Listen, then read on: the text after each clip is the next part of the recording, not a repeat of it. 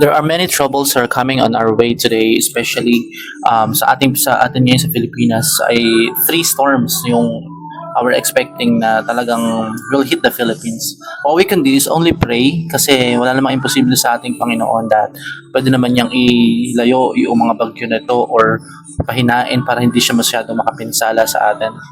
No?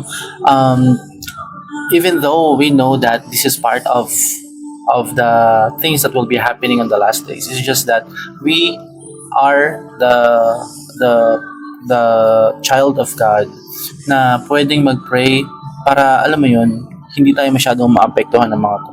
So the wrath of God is restrained because of us actually.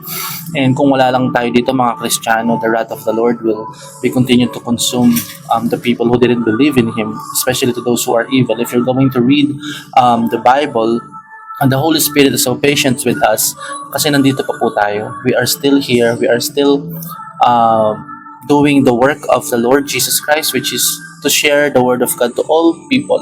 Okay, through all tribes, all tongues should know that the Lord Jesus Christ is the Lord and Savior. Walang iba, Panginoong Jesus lang po ang inyong matatagpuan. Not your religion, not your doctrine, hindi sa pamamagitan ng mabubuti mong gawa, kundi sa pamamagitan ng ating pong Panginoong Hesus Kristo.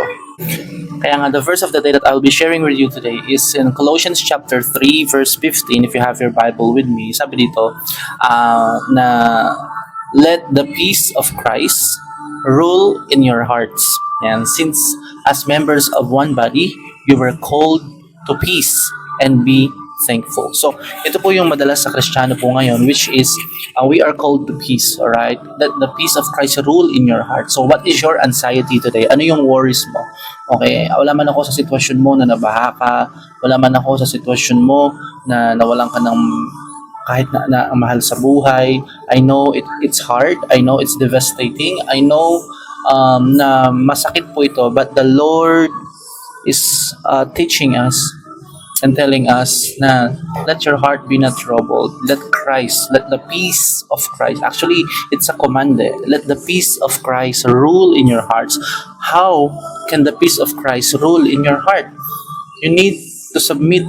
You need to surrender all your worries. You need to completely trust the Lord. I mean, completely trust the Lord. As in talagang surrender everything. The Lord is just teaching us to surrender and to trust Him. Kahit ano man yung mangyari sa ating pong buhay, mabuti man po ito o masama, yung pagtitiwala po natin sa Panginoon ay wag po nating aalisin so that the peace of Christ rule in our hearts. Kaya nga sabi nga ng kanta, diba, dumaan man ako sa apoy, hindi ako matutupok.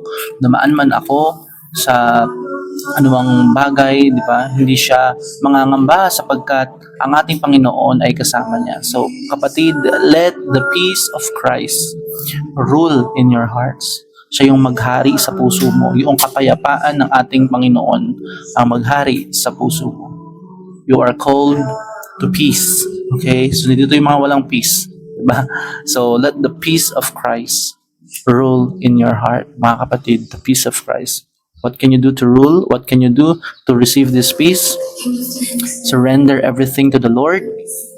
Your worries, your anxieties, your problems, maraming bagay ang nangyayari ngayon sa mundo at hindi natin expect yung lahat na nangyayari sa mundo, but the Lord is teaching us that the peace of Christ rule in your heart.